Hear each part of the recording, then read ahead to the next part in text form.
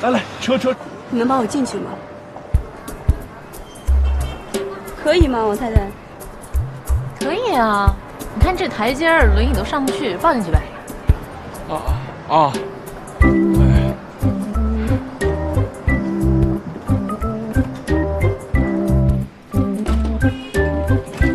慢点。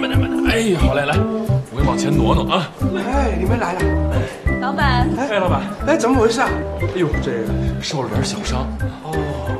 哎，你们俩好长时间没来了吧？结婚了吗？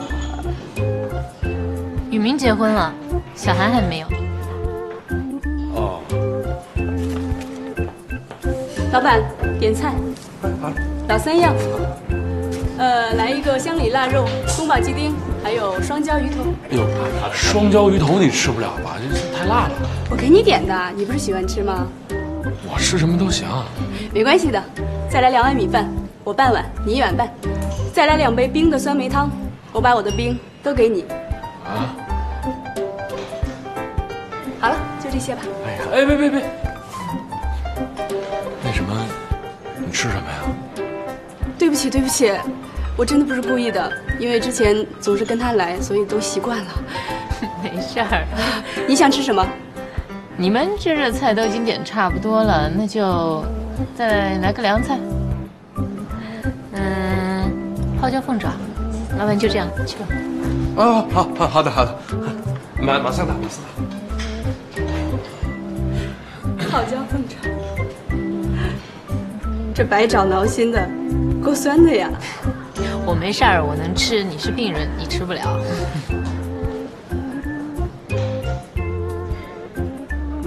哎，好久没出来了，今天的阳光真好。是，挺好的。哎，一会儿我们去旁边的小公园吧，就是以前我们经常去的那儿。你们聊，我先去趟卫生间。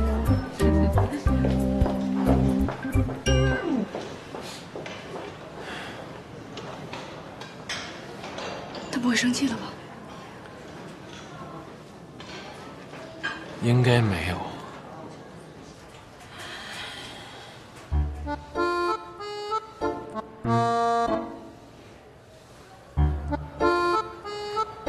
马静，听我吐槽。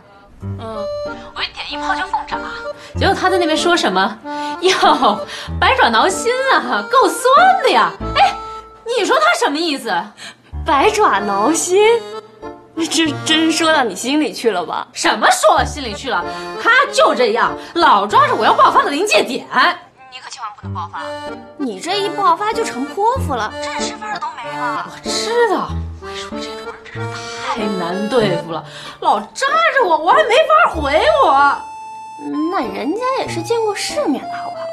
刚吃饭的时候，他就一直在那边说他跟王宇明以前那点事儿，以前吃什么菜，还说什么一会儿我们去旁边小公园去逛逛吧。哎，你说他腿都这样了，他走什么呀？还是他王宇明抱着他呀？那你们家老王呢？他怎么不拒绝呀？你别跟我火，我好不容易才忍下来了。我得大度，我得给他阳光。我觉得我现在怎么就那么虚伪啊？哎，你不是自己说了要自我拯救的吗？就当是成长了。你就先这么虚伪着，就自我催眠了，到时候就真大气了。我给你支个招，你们家那老王不是工作忙吗？你赶紧发动外援啊！什么呀？听不明白啊！哎呀，我现在火直往头上拱，我听不明白。哎呦，这女人啊，一上火智商就直线下低了。你让那杨小宝赶紧把你们家老王给叫走啊！对啊，你给小北打电话。我一会儿还得出去了，我现在得稍微平静一下我的心情，还得微笑，虚伪一下，是吧？成长，淡定啊！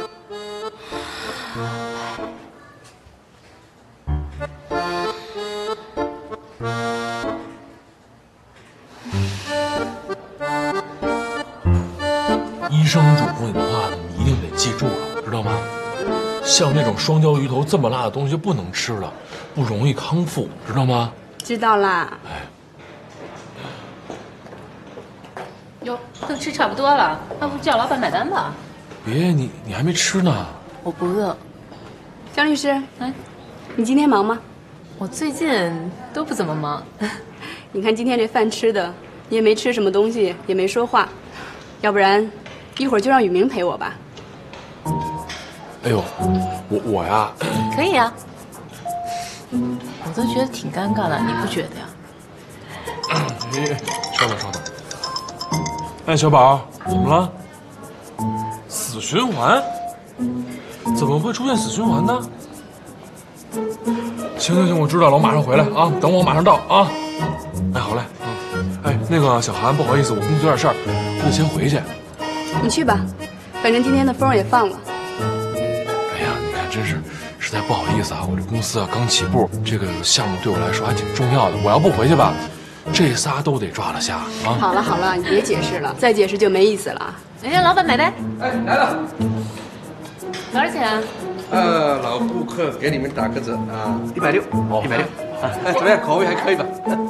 啊，行，怎么样？这菜还可以吧？这个应该挺好吃的，我也没吃着。那下次有空你们俩，你们仨下次有空再来啊。一定，那刚好啊。好，刚好啊。那是干嘛呀？还要人家开口啊？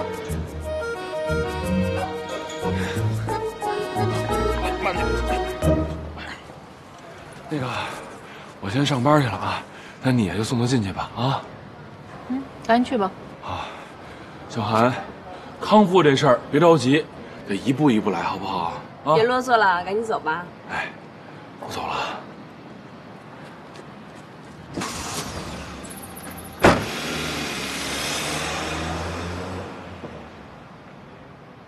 干嘛？非要撵我走，到头来还是我送你回去。谢谢你啊，江律师。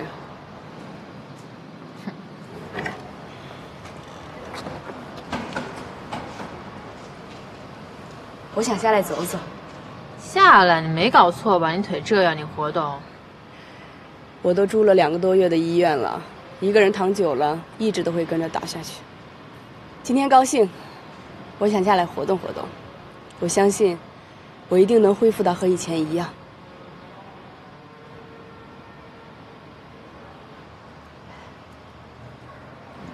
你真想下来走走啊？那我也扶不动你，我帮你去借副拐杖行不行？好。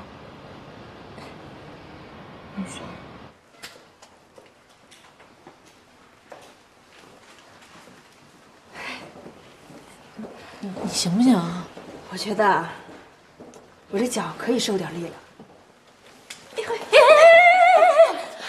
哎，大姐，要不这你还是别走了吧？不是你觉得又不是医生觉得，你让我背你回去行不行？这太可怕了，你在这儿。医生不是说可以适当的活动活动吗？没事儿。不是你没事，我有事，我在旁边看得心惊胆战的。我们再试试。哎，你也别跟我犟了好不好？我背你回去。你想，你这脚要好了，那雨明不就不来看你了吗？我的脚要是好了，我就去找他。哎，我说你这么飒一女的，干嘛老为男的给我在这耍心眼啊？你不是一个人在医院闷得慌啊？你怎么知道？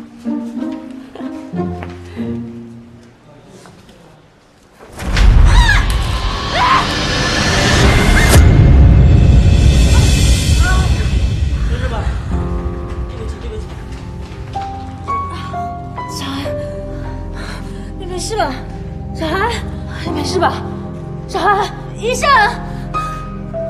医生！本来恢复到这种程度就已经很不容易了，现在同一个位置又2度受损，你们怎么那么不小心啊？对不起啊，大夫，是我们太不小心、太大意了。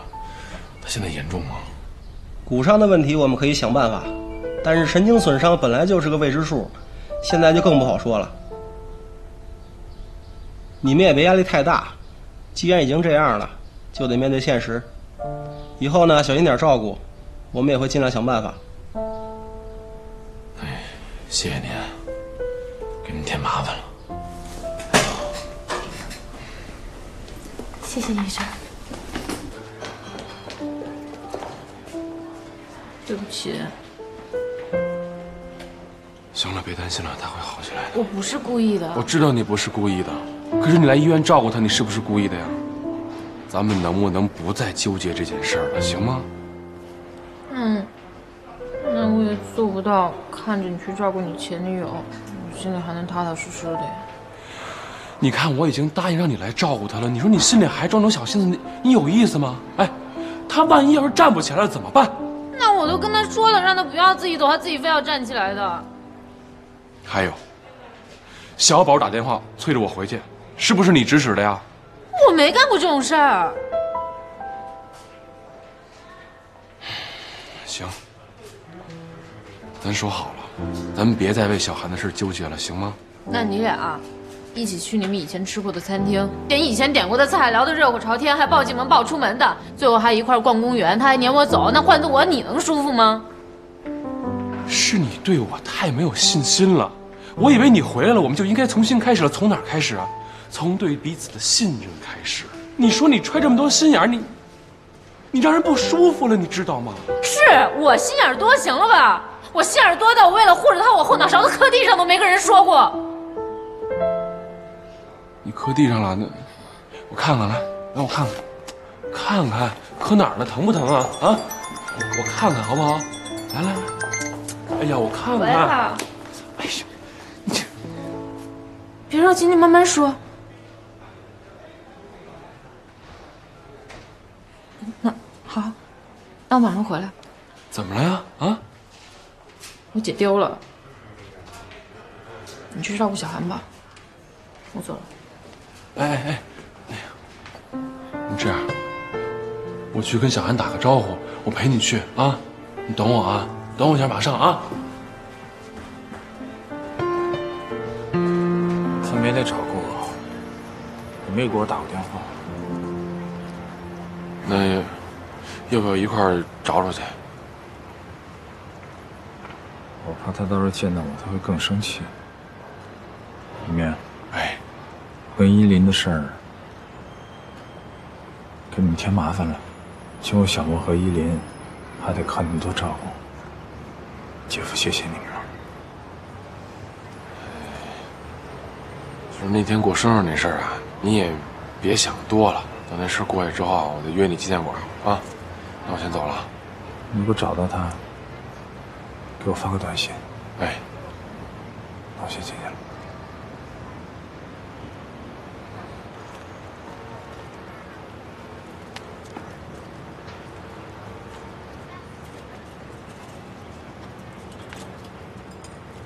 怎么了？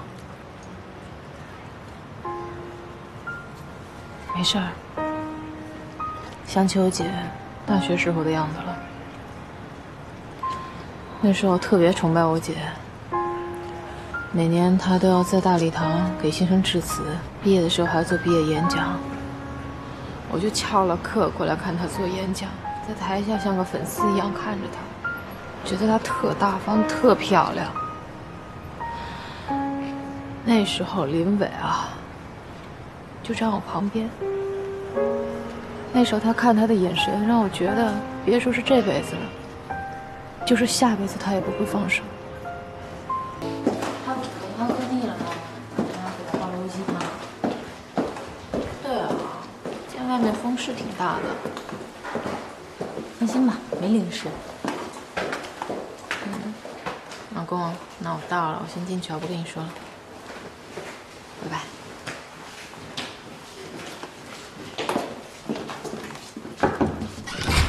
我来了。最近这天儿特别奇怪，雨说下就下，下来还停不了了。你怎么了？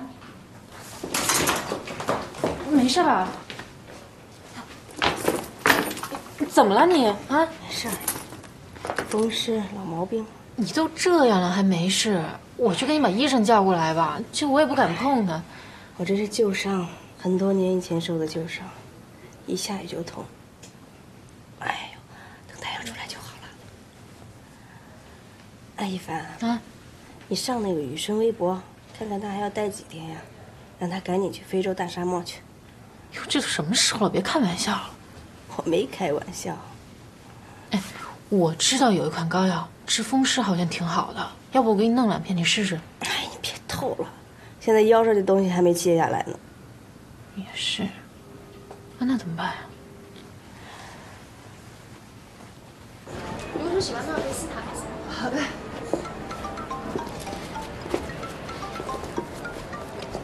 我先接个电话啊。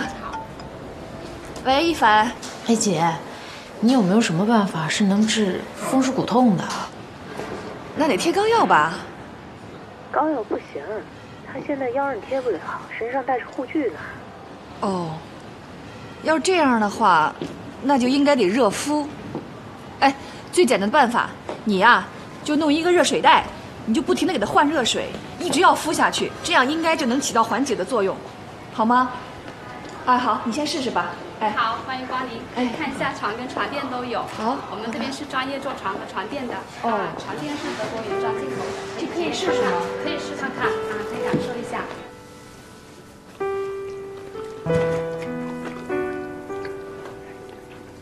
这还行吧，苍就说啊。你夜不归宿，王玉明同意吗？不同意也得同意啊。我姐都说了，你这种情况到晚上会更疼。他不来了？他忙着呢。你回去吧。回去，你腿就不疼了。哎呀，真不知道你是怎么想的。就想让你快点好起来呗。没见过对情敌这么好的。你是假装的呢，还是真不讨厌我？说实话，之前跟你斗就没想过要讨厌你，我其实还挺欣赏你的。别以为这样我就会手下留情。那也得等你站起来再说呀。我能站起来。行，我说的是真的。知道。你知道我的旧伤是怎么来的吗？现在先别说这个了吧，赶紧睡吧。我爸妈离婚之前吵得特别厉害，抱起电视就砸，结果就砸我腰上了。后来他们就离了，把我送我奶奶家，我就开始做各种不靠谱的事儿，打架、砸窗户，我都干过。就是想让他们注意到我，他们只顾着自己的新家，只知道骂，后来骂都懒得骂了，见都不见我，那我就更疯了。倒不是还想引起他们的注意，就是希望通过这种刺激，让我忘了我有多恨他。慢慢的，我也就喜欢上了这种活法。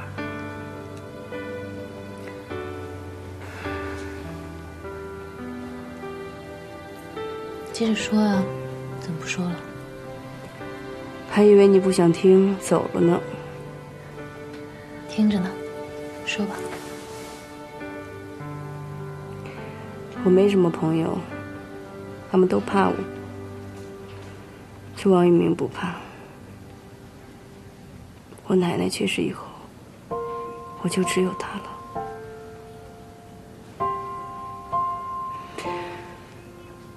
我想跟他结婚，可是，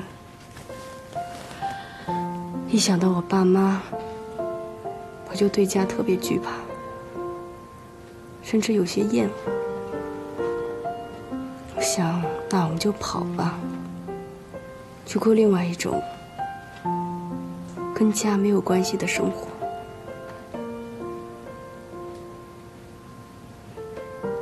结果我们还是没能在一起。直到这次受伤被救出来之前，昏迷了半天，我以为我死了。我看见了我奶奶，我奶奶跟我说：“看，活着多幸运呀！如果这次你能活下来，你就别再怕，也别再恨，回去跟雨明好好过日子。如果再不好好过，怕是以后也没机会了。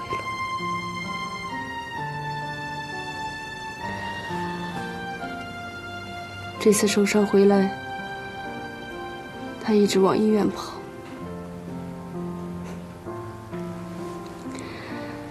被人照顾久了，忽然觉得自己没有以前那么彪悍了。我就是个普通女人，我身边需要这样一个人。这个人，没有谁比王雨明更合适。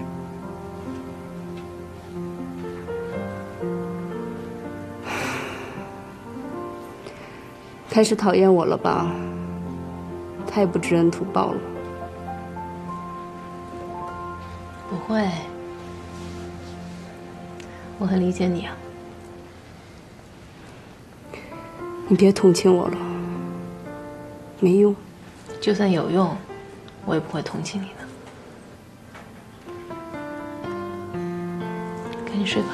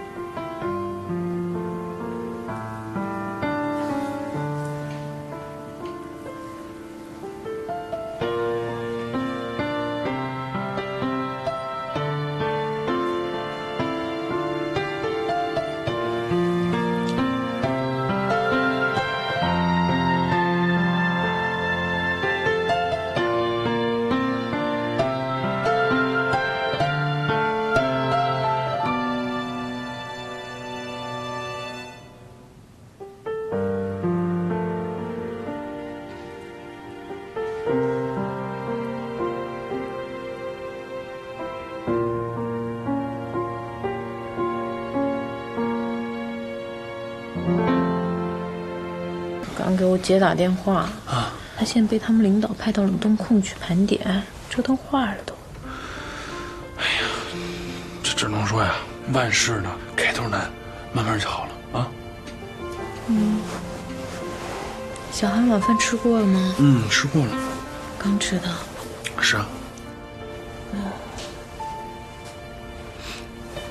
哎，你上次说因为项目出差，是不是去找他妈去了？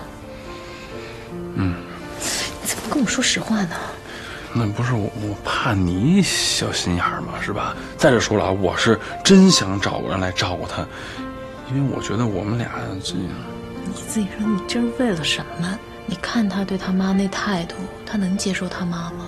非得在这个节骨眼上惹他。其实我一直认为啊，小韩这状态呢，不是他的常态。我甚至觉得说呢，他如果好了能走了，他对我这份依赖呢，自然也就解开了，接着就出去疯去了。可我听他说完那些话之后，是，我知道你现在呢，也不会介意，我也相信呢，你会尽最大的努力呢去理解。但是我觉得这么下去吧，对咱俩的关系不太好。那你上次说不能当小韩唯一可以依赖的人，那你有没有想过，人小韩会不会认为是你抛弃他了？他那么聪明，他肯定想得到为什么。那就只能啊，让他慢慢理解吧。而且我认为，现在呢是让他跟他妈和好最好的机会了。哎，如果这心结能解开了，他没准就能换一个新的活法呢。也是哈。对，是我让护工带我回来的。你的钱包、银行卡什么的，刚才我交个快递给你寄回家了。这是身份证和火车票，你回去吧。小海，你非得要这样吗？是你非得这样。那什么，那个，阿姨，这样您呀，先坐一会儿，我带她呀下楼转悠转悠去啊。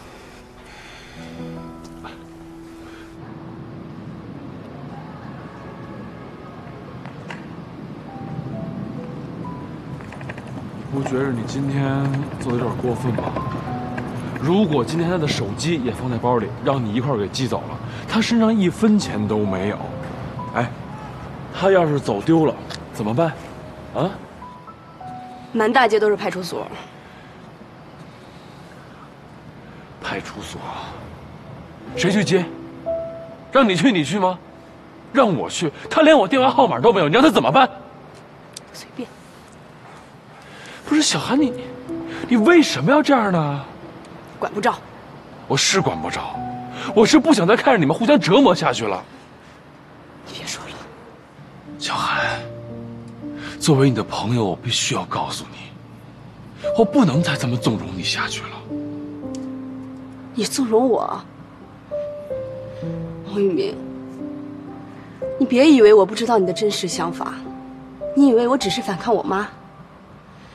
你越是希望我们俩好，我就越反抗你。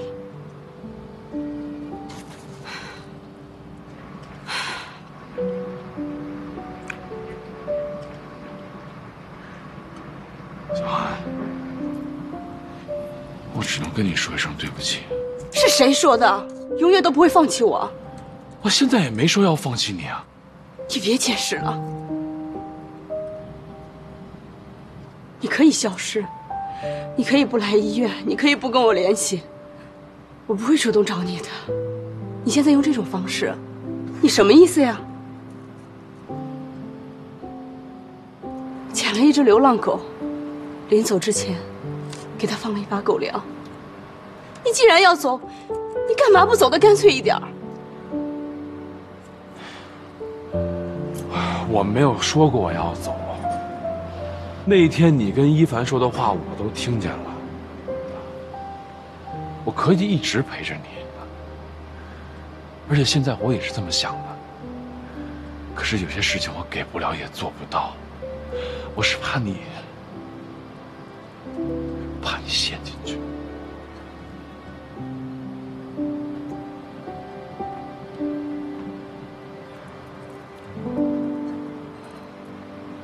上回我说的那些话，是因为我知道你在那儿。我以前一直认为，如果我能站起来了，我就不会那么在乎你。可是等我真正站起来了，我们去吃饭的那天，我突然发现，我不想站起来。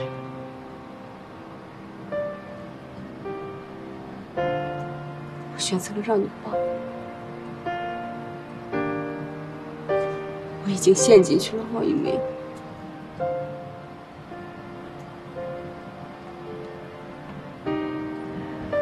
如果之前我可以一咬牙离开的那段时间，我一个字儿都没回，那说明我还可以开始自己的生活。可是这回我做不到。小韩，别太任性了。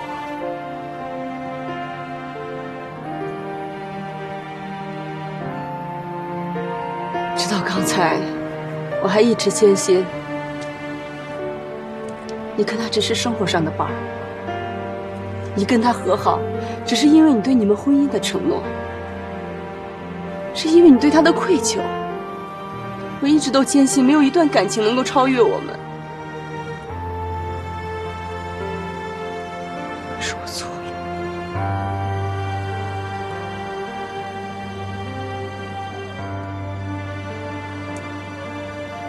你真的就那么爱江律师吗？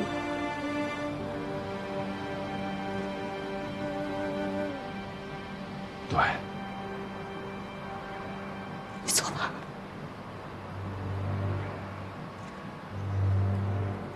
走啊！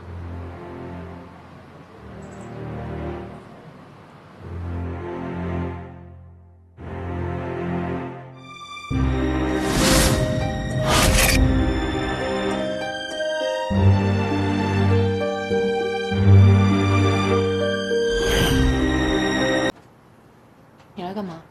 我来看看你，不邀请我进去吗？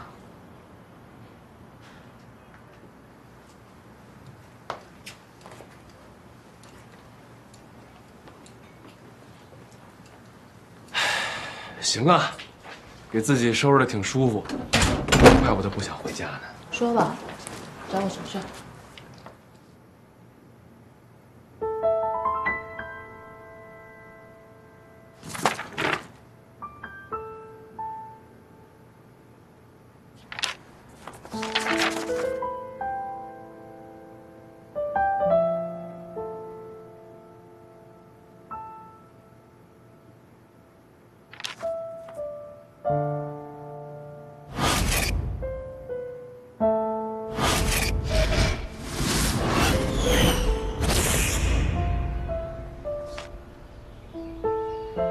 你上次让我跟你姐和你爸签那股权协议，就是为了离婚做准备是吗？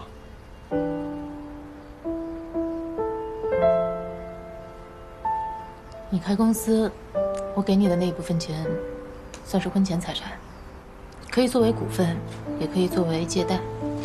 婚后财产，你可以去查我的工资单，大部分也都入了你公司了。所以早就开始做准备了是吗？我丢的钱算是我们婚后的共同债务，我们一人一半。你爸爸抵押房产跟我们财产分割没有关系。小宝跟我说你打算回来了，我还信了。我忘了你们律师最擅长做这一套了是吧？好，你现在准备好了？好了。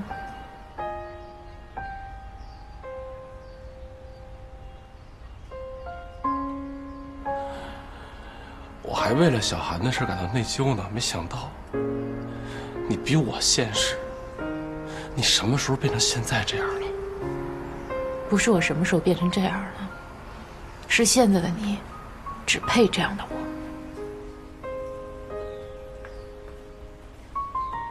我跟小韩没你想的那么龌龊。我没跟你说那个。那你说哪个？王宇明，你别装了，真的我都知道了。你知道什么了？你知道什么了？我在医院躺一天，所有的人都在忙前忙后给我想办法。你干嘛去了？卖车，转移财产。我在病床上躺一天，连午饭都是人马静给我送的。我自己强撑着去洗碗的时候，我一直在跟自己说，你是去给我想办法了。我一直告诉自己，你是想办法给我去筹钱去了。就算最后什么都没有筹到，没关系。黄宇明，你至于吗？你用得着那么着急吗？非得让我在躺在病床上的时候你这么去做吗？你就那么怕摊上我这么摊子事儿吗？你是不是就想好了自己把事情全部都处理好，然后再来跟我离婚啊？连人家马静他都把自己所有的钱全都给我了，你还说我现实？哎，你不现实啊！那天你到我们公司去找我，你知道我为什么不在吗？我跟瀚海谈好了，我独立接手的第一个经纪案，成交的价格连启明都特别惊讶。我签下合同的时候，我第一个想到的就是来找你。就算你跟人小韩，你也是我想分享的人。我屁颠儿屁颠儿的跑去找你，可结果呢？你卖车了，卖了那么久我都不知道，现在你还说我现实？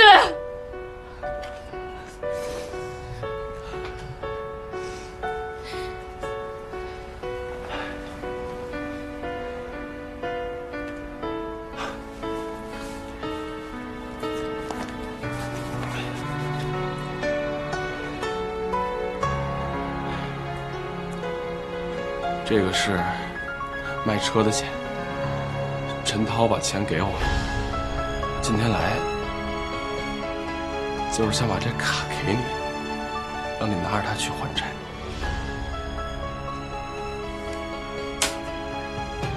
他的钱，他老婆拿去理财了，今天才到账。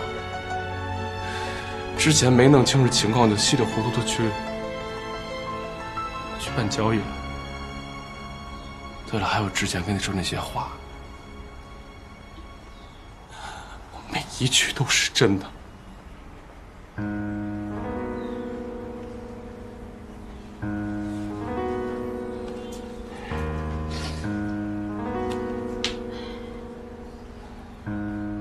王一鸣啊，我累了。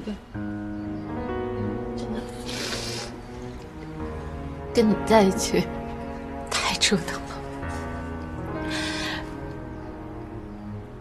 以前是因为钱，因为小韩，现在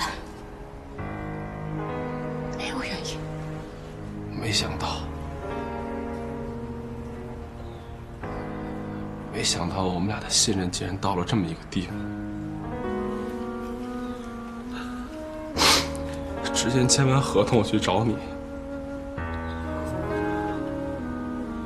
我以为我已经想得很清楚了，可是现在，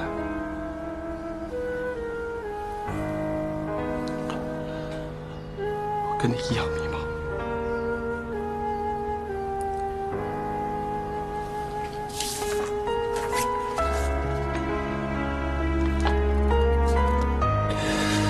这个我拿回去看。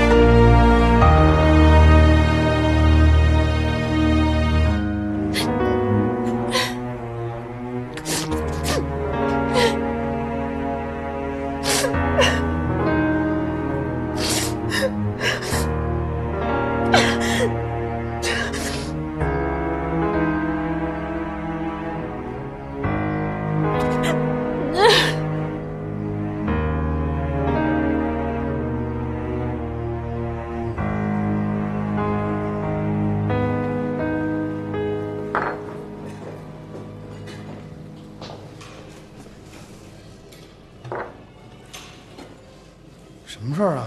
这么晚叫我出来？喝两杯。我不能喝，我是趁着小孩睡着了偷着跑出来的。你就快说吧，什么事儿？赶紧说呀！我就想问问你啊，你真的了解一凡吗？这话问的，我们俩那么多年朋友，当然了解了。你不了解呀？你不是跟我说？他是对我们的婚姻没信心吗？你让我给他信心是吧？我找他去了，你猜怎么着？他把离婚协议书给我准备好了，上面什么财产分割问题、债务问题写都倍儿清楚。哦，对了，还有，之前他让我跟他姐和他爸签那个股权协议，他就想好了要离婚了。你说啊，他把他对客户那赤裸的那套全用我们俩身上了。你说他会不会外面有人了呀？他，哥，这个时候别乱想，这肯定不可能。协议的事儿咱先不说啊，就说他外面有人这个事儿，我打保票他不可能，因为我知道一凡他不会那么容易喜欢上人。你就说认识你之前6年，他没看上一个人。那我想不明白了，我为什么就现在我不认识他了呢？啊，婚姻生活方面我也是个菜鸟，但是我知道。夫妻之间啊，都是吵吵闹闹、磕磕碰碰过来的。你说我和小丫不就是这样吗？但现在过得挺好的呀。你说你不认识人家，你这有点赌气啊。你想想，你当时追着人的时候，那人所有的优点不都在你眼睛里吗？你现在一点都看不着了，不认识人家了，怎么可能呢？你们俩之间就是有误会，肯定有什么事儿啊没沟通好，把这误会解决就好。你再说了，你俩现在非得离婚不可啊？到了那地步了吗？好像有到，但是听你这么说完吧，好像也没到这一步。就是嘛。你自己看看，这是什么？你当时为什么选择带上他？那是有承诺的，老爷们儿结了婚，你就得负责任、担当，不能离婚。不是我说要离的，他提出来你也不准同意。他都把离婚协议书给我写好了，就是不准离。我跟你说不明白。你要跟我说不明白，你这样，你打电话问问你姐夫，他是过来人。我打电话给他干嘛呀？你跟我说不清楚，你给他打个电话，没准他就把你说清楚了。你这什么意思呢？大晚上的，你能给你妹夫打电话，就不能给你姐夫打电话？你话痨吧你！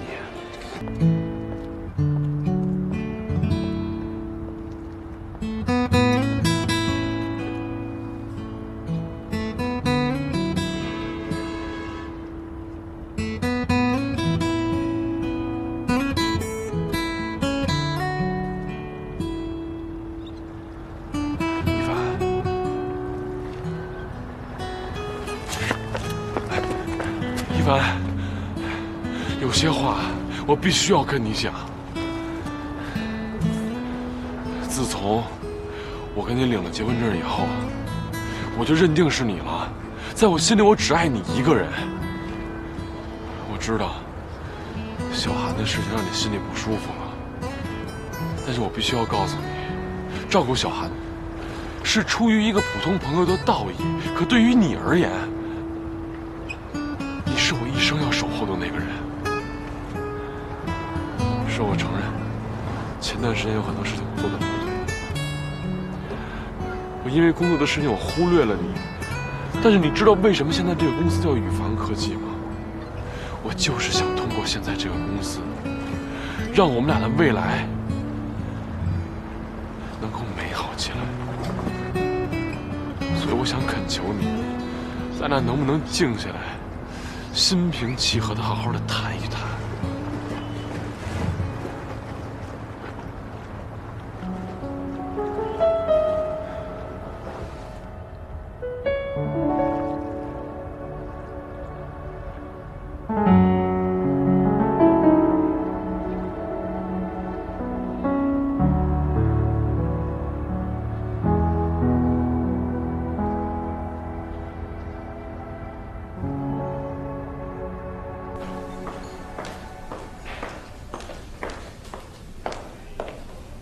爸，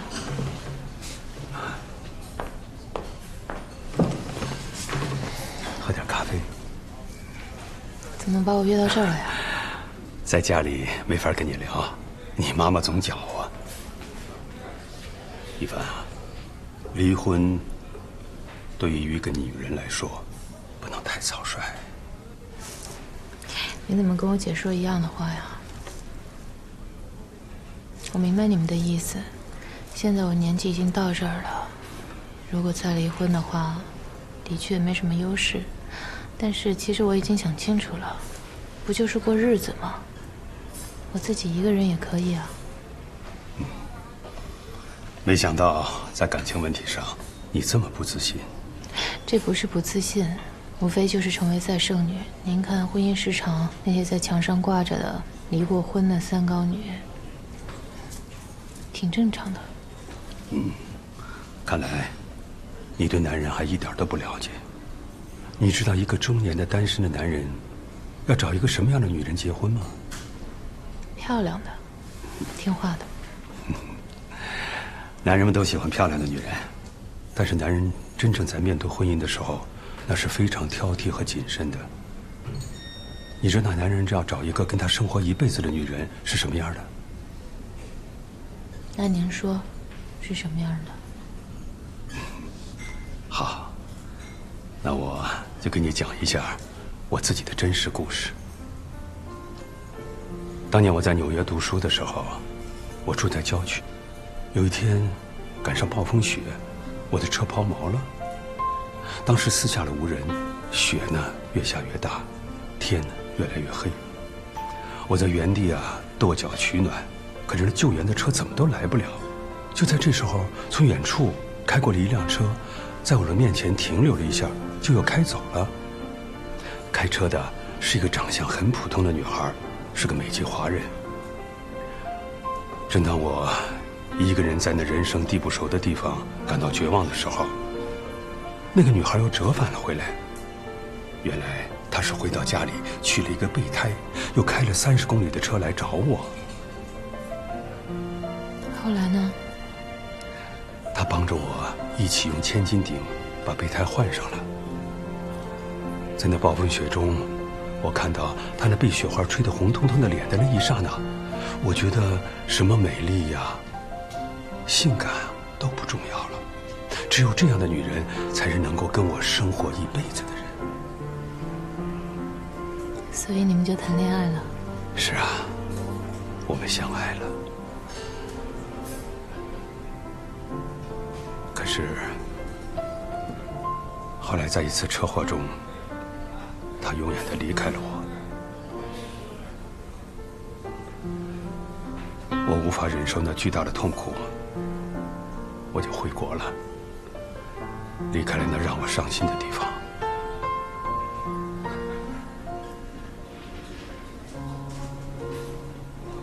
一凡啊，男人们真正想要寻找的，是能够和他一起战胜生活困境的人。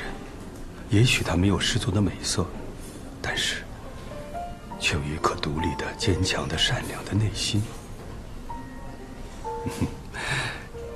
相信我，你才是男人们心中最想要的那种女人。爸，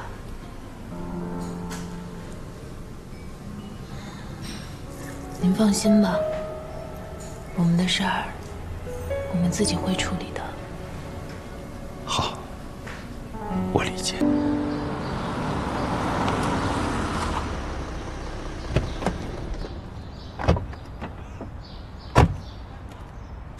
进去吧。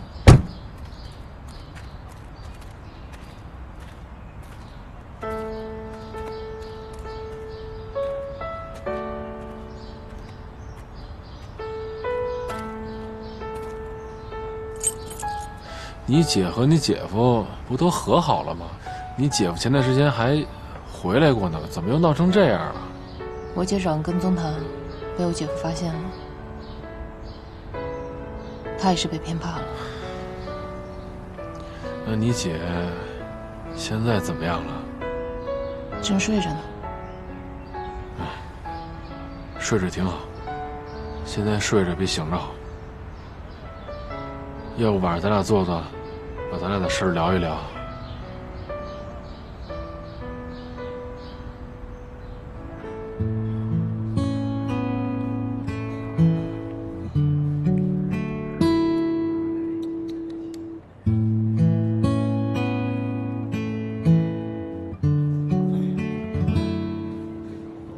你把我叫到这儿来，就是要看你喝醉的。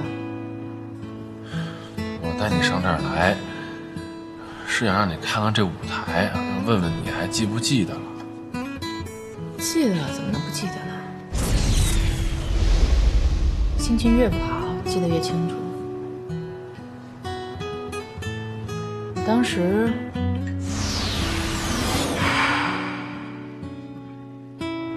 会感动到哭，现在不会了。我还记得呀。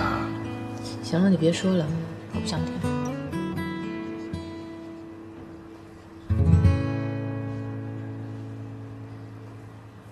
想好了吗？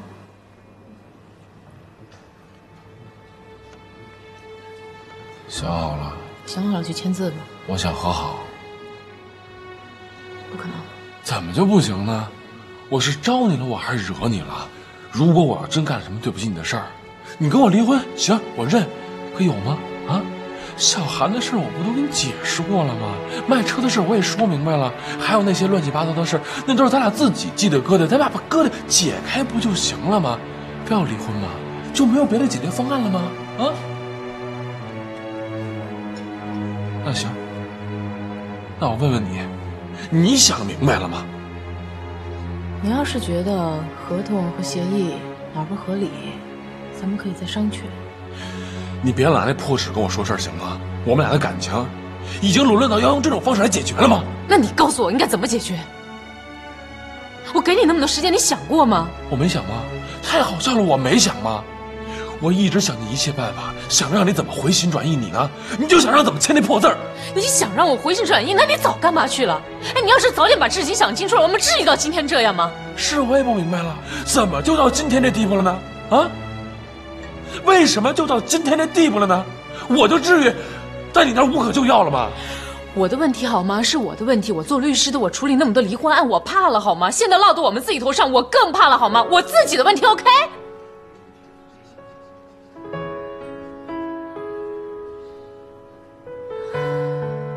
你能不能不这样？冷静点行吗？你现在这态度，只能让我们俩变得越来越僵。怎么就不能好好的沟通呢？我也不想跟你吵。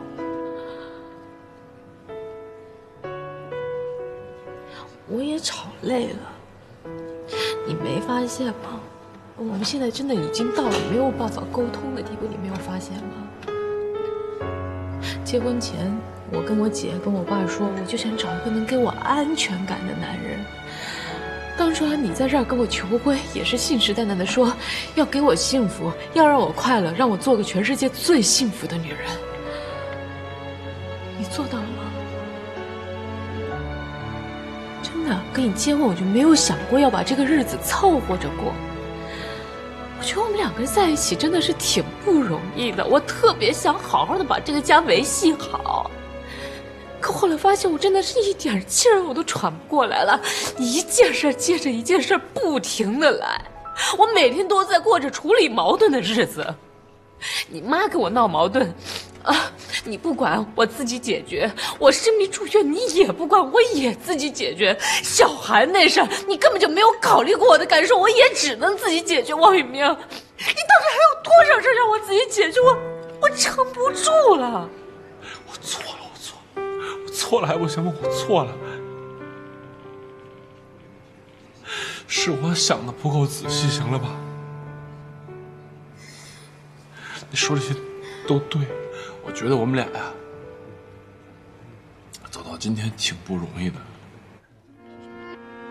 我们俩在病房的时候是看不见的病友，后来是网友，再后来转了一圈。因为工作的原因，把我们变成了并肩熬夜的战友，100对里能挑出1对来吗？一凡，我真是挺珍惜我们俩这缘分的。是，有些事情我是想的不够细，我是没有责任心，我错了，我给你道个歉还不行吗？你能不能给我一机会？你说我错哪儿了，我改还不行吗？你要这么委曲求全，将来就算我们在一起了，你也会每天看着我的眼色过日子，总有一天你会烦的。还不如在今天，咱们就在这儿心平气和的，好说好散，至少还没有那么恨。你把字儿签好了，快点给我就是。怎样才可以说服了我自己？我们拥有的曾经并不算爱情，我错了，舍不得不了解你，我不想写那个字，我错了，你说什么我都改，我错了。完美的结局属于我和你。怎样才可以说服了我自己？彻底把过去在心底抹去。如果说那幸福，你俩这就算是和好了。反正就他抱我那会儿，什么过去啊，讲小韩呢。以前经历的那些事儿啊，就都不重要，都消失了。那会儿我就想跟他在一块儿，不知道。我跟他说，我再考虑3天。谢谢李奶奶。瘦了。前段时间太忙了，都没过来看您。最近您去考分中心看过林芬姐了吗？看了，还那样。李奶奶，您恨何风吗？不恨，他们俩没事儿，是一个巴掌拍不响的。小芬也有问题，她是太倔太要强了，这点你们俩倒有点像啊。何风那儿一有个风吹草动吧，他就又吵又闹的，动不动就带着个孩子离家出走，还得何峰陪着个笑脸呐，过去把他给哄回来，大大小小的折腾就没完没了，最后把自己折腾成那样。不过您这么评价何峰，我还真没想到。小芬那儿啊，我是一个劲儿的劝呐，可她就是听不进去。女人呐，嫁不出去，难受；嫁出去了吧，不是这儿不好，就是那儿不合适。你说这世上哪有这么事事如意的婚姻呢？这就是事实，你必须得接受啊。说这真正的婚姻呢，就是从接受开始，然后才是解决问题的方式。有很多问题，它其实并不是问题呀，而是解决问题的方式成了问题。有句话，我跟小芬说了很多遍，她都听不进去。你想听听吗？好啊。别要强，真正的强是柔软，只有柔软才能包容自己，包容他人，才有对生活的韧劲儿。表面的强硬啊，只能让人觉得你咄咄逼人，不能真正的解决问题。再告诉你一个诀窍啊，这男人呢，他就是一棵植物，哪儿的太阳好，哪儿温暖，他就到哪儿生长。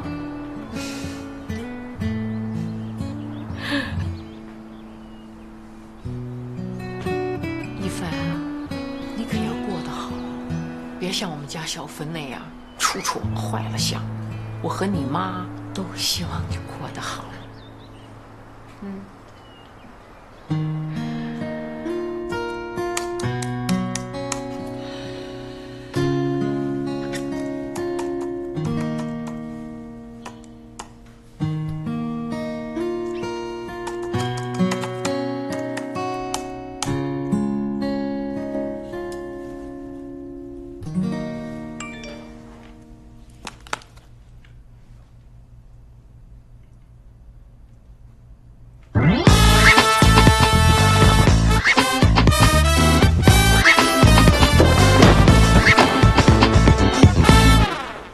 我这单身公仆的使命啊，是终于完成了。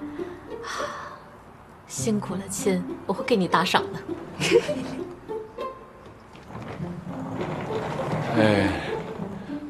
马律师，我能带江律师走了吗？那我就把江律师交给你了。其实吧，我特别的想感谢你。不用，下回别让他来就行。一定。你赶紧走吧。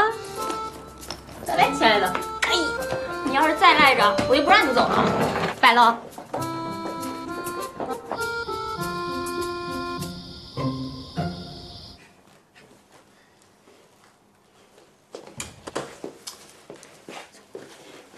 你说他们俩这怎么回事？之前谁说都不听，哎，怎么突然他就想通了？想通了，好啊，别过来，睡觉。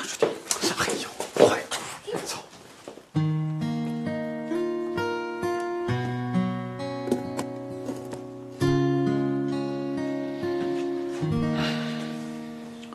这离婚协议书啊，咱就给他摆在这儿，以警示咱俩。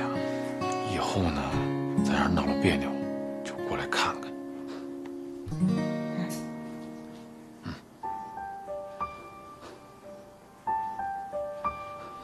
谢谢啊。李明，今天就别往医院跑了啊。你妈说的对，一凡这么大度的回来了，你要是再往医院跑，他不动手，我们也动手。行了，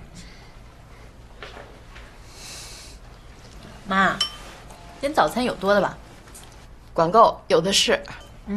要有多的，你就装一份给雨明，让他带去医院呗。没有，我是觉得小韩现在恢复挺重要的，这要恢复不好就是一辈子的事儿。我想家里的饭菜总归是比外面的干净，所以能从家里带尽量还是从家里带。好妈，你要是有空啊，就煲点汤吧，人煲的汤赞。没问题，熬汤。谢谢妈。打车过去吧。这早餐拿过去要坐公交，都变成小午饭了。病人不得按时吃饭吗？啊？你怎么变这么好了？真不错。干嘛？你就会欺负我呗？我哪敢欺负你呀？还有啊，我那代理费下来了，在我抽屉里那张卡上。你不是拿卖车的钱给我还了马季和黄老大的钱吗？你就拿上钱去付个首付，把车买了。我买车干嘛呀？我不需要车。男人在外面跑，面子上的功夫不是还得有吗？不需要这个撑面子。再者说了，人国外好多老总上下班还骑自行车呢，把事儿干好了才是最大的面子。怎么现在这么乖呢？你都学着这么乖了，我还不得学乖点啊？哼。那我去医院了。去吧。你就没什么要嘱咐我的？没有。真没有。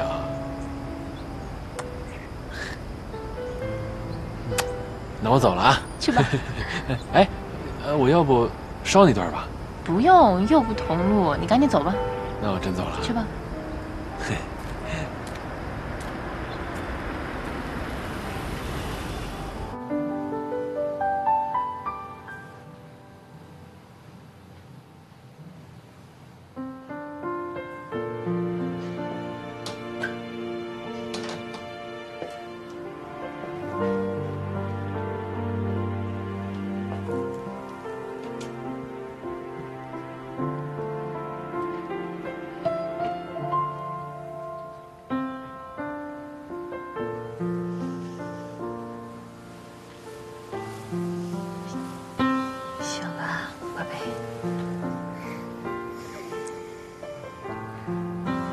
对不起，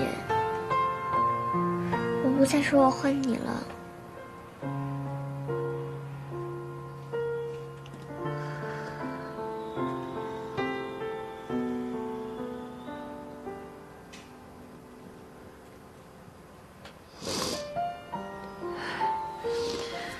来，宝贝，咱们吃完早餐之后，妈妈送你去学校。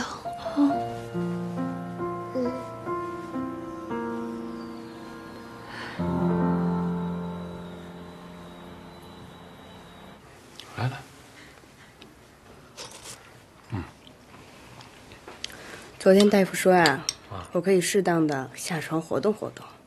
康复这事儿啊，不能着急，慢慢来啊。来，哎，今天这粥味道不一样啊。哦，这粥啊是我妈做给你的。就是一凡跟他说，的。你们俩和好了？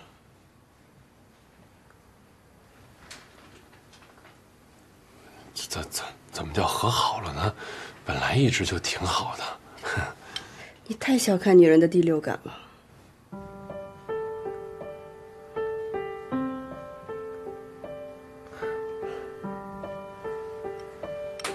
恭喜你啊！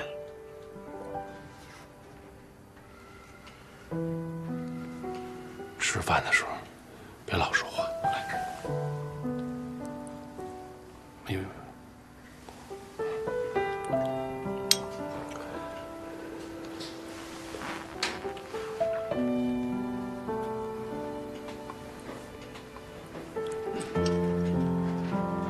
要不我给你包个鸡蛋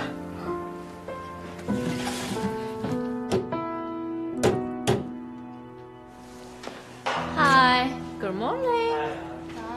早。前段时间有人还说要嫁给我呢，啊，八心八肺照顾了你那么久，男人一勾手你就回去了。我这不是回来陪你了吗？现在这是上班。哎呀，我算是看明白了，不管男人怎么让你伤心欲绝，闺蜜怎么给你安慰，最终还是敌不过男人那么一勾手啊。哟，可以了啊，可以了啊，乖了啊，不要跟我男人吃醋了啊。少来。昨天小新给我打电话了，说她又跟她老公吵架了。我这苦口婆心是劝了好几个小时，不管用。人家老公突然打电话来了，直接把我电话给挂了。我这不放心啊，万一再出个什么事儿可怎么办呀？我就赶紧给他打回去了。你猜怎么着？人家俩人好了，屁颠屁颠看电影去了。这我是哄半天，人家男人只花了3分钟时间就搞定了。我们这些单身公婆啊，得有多强的心理素质啊！是。你们把热情都给了男人，把薄情都给了我们。哎呦，知道你们单身公婆不容易啊！来，给你温暖，给你抱抱。啊，少来。怎么去了一趟李奶奶那儿，你俩就好了？哎呀，我就是一离了家不能活的人。反正我嫁出去了是困境，我没嫁出去也是困境。那我总得在一个困境当中找到解决之道吧？什么解决之道？柔软。再柔软，笑什么呀？就冲你现在这劲儿啊，我送你4个字：正式范儿。正式范儿你听说过吗？你江一凡才是正式，大气、沉着、冷静。先把小三儿给解决了，回头再好好收拾你家王玉明。必须的嘛。